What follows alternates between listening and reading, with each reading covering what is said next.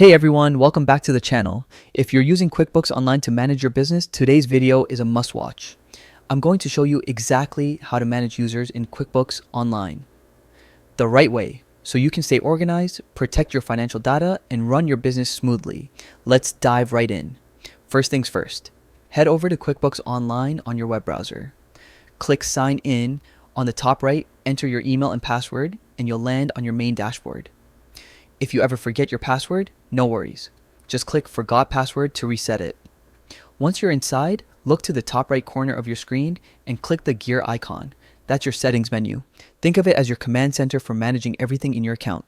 From there, select Manage Users.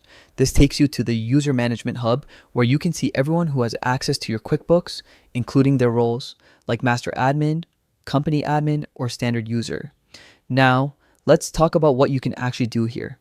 To add a new user, click Invite User, choose their role, set the right permissions, and send the invite via email. Once they accept, they'll get access instantly. To edit permissions, just select an existing user and adjust their access. Perfect if someone's role in your company changes. And if you ever need to remove a user, select their name and follow the prompts to revoke their access. This is a key step in keeping your data secure when someone leaves your team.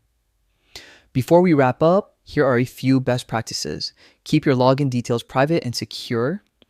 Review user roles regularly to make sure permissions match responsibilities. And always revoke access immediately when someone no longer needs it. Doing this keeps your QuickBooks data safe, accurate, and efficient, so you stay in control of your business at all times. And that's it. That's how you manage users in QuickBooks Online like a pro. If you found this video helpful, don't forget to hit like, subscribe, and drop a comment below if you want me to cover more QuickBooks tutorials. Thanks for watching, and I'll see you in the next one.